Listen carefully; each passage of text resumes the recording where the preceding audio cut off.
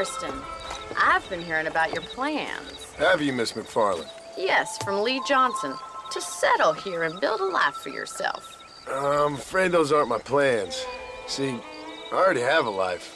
Well, I had one, and I'm trying to reclaim it. Or maybe what you could say is I had two, and I'm trying to end one of them so the other can survive. You do so love to talk in riddles, Mr. Marston. Do you do that, I wonder, as a substitute for having anything interesting to say?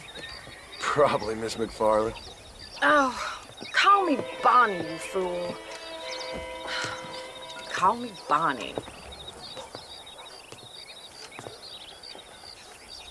Miss McFarland, I'm married. I have a son. I had a daughter, but she died. Years before that, I rode in a gang. We robbed banks, trains, held people ransom. We killed people we didn't like. Bill Williamson was in that gang. Now, if I don't capture my former brother in arms, great harm will befall my family. Now, I don't suppose any of this is very interesting to you, but I hope it explains why I wasn't so eager to talk about it. No, I do understand. I had no idea. You poor man. Even in this new country, memories don't really fade. My father was an illiterate Scot born on the boat into New York. He never saw his homeland, but to hear him talk about it, you'd imagine he only ever ate haggis and wore a kilt. And he hated the English for what they had done to his great-grandparents that he'd never met. People don't forget. Nothing gets forgiven. That's true. Especially when it comes to money. And you know, even now, after all his labors, my father's debts are still terrible. I worry every day about us losing the ranch. It would kill him. My father died when I was 8 years old. His eyes were, well, let's just say he was blinded in a bar fight south of Chicago. My mother died during childbirth. She was a prostitute, and he was her, well, I don't know what he was. So I was sent off to an orphanage and ran away and fell in with a gang. My word. What a difficult life you've lived. The leader of the gang taught me how to read, taught me how to see all that was good in the world. He was a great man in a way. But you killed people. Sure. And I've suffered for it. And that's the life I left, or tried to leave. Said too much, Bonnie. I'm an uneducated killer, sent here to do all I can do well. Kill a man in cold blood so that another man may do his part to cut crime in an area, and a rich man can be elected governor on the back of these promises. Civilization is a truly beautiful thing, Mr. Marston. Listen, can you help me? Well, I can try. What do you need, money? No, nothing so complicated. I need an extra hand to take out the herd to pasture. Sure. Point me in the right direction.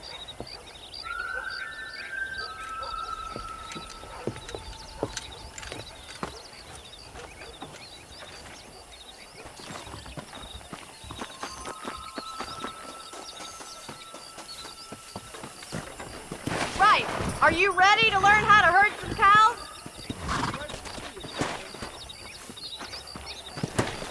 Come on, boys. Thank you for telling me all that back there. It must have been hard for you. Hope you understand now why I've been playing my cards somewhat close to my chest. I didn't know you had a wife and child. Then again, I don't think I ever asked. They're lucky to have a man like you. I ain't so sure about that, but thank you.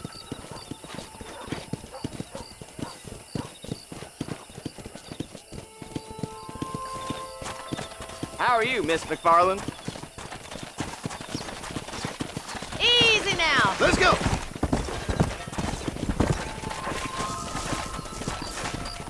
That's it. Come on. He's got it. Let's go, Mr. Marston. Yeah. Hey. Drive them down the road, Mr. Marston. Come on, you dumb heifer. Look at the cowboy. Ain't Come on, easy up now. Get right at them! Driving this way! Move it up! Come on.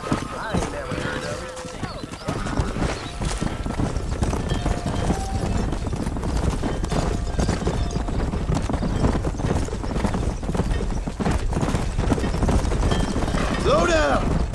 Get going. Come on. Come on.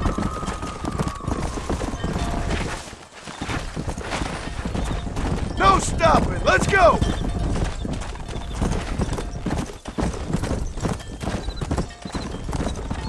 He's just showing off now.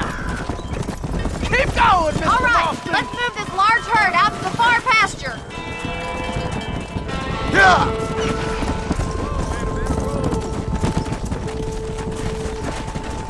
Move, move. I'll handle the stragglers. You stay with the main herd.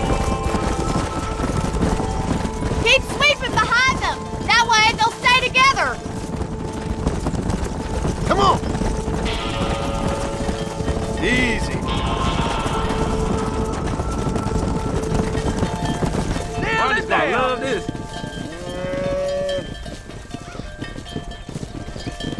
You're not bad with the herd. Ranching might be your true calling, Mr. Marston. Either that or you were a cow in a past life. Thank you, Miss McFarland. I'll see you later. I have work to do back at the ranch.